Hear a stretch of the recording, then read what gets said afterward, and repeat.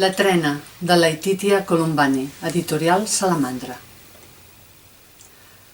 L'Esmita es desperta amb una sensació estranya, una urgència plaent, una papallona desconeguda a la panxa.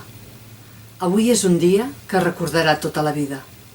Avui, la seva filla començarà a l'escola. Ella no n'ha trepitjat mai cap d'escola.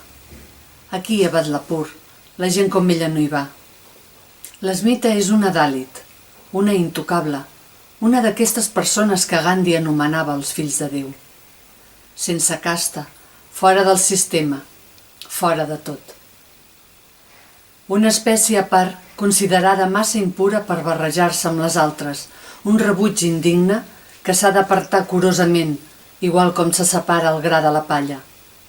Com l'Esmita, hi ha milions de persones que viuen fora dels pobles, de la societat, a la perifèria de la humanitat. Cada matí toca el mateix ritual.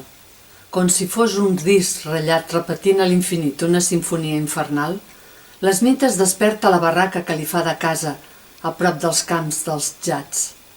Es renta la cara i els peus amb l'aigua que el dia abans ha portat del pou, de l'únic al qual tenen dret.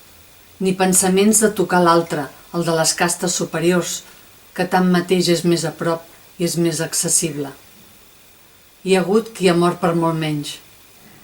Es prepara, pentina la Lalita, fa un petó en Nagarajan, després agafa el cistell de jonc, el cistell que la seva mare ja duia abans que ella i que li fa venir arcades només de veure'l. Un cistell d'olor tenaç, acre i indeleble que ha de portar tot el dia, com si fos una creu.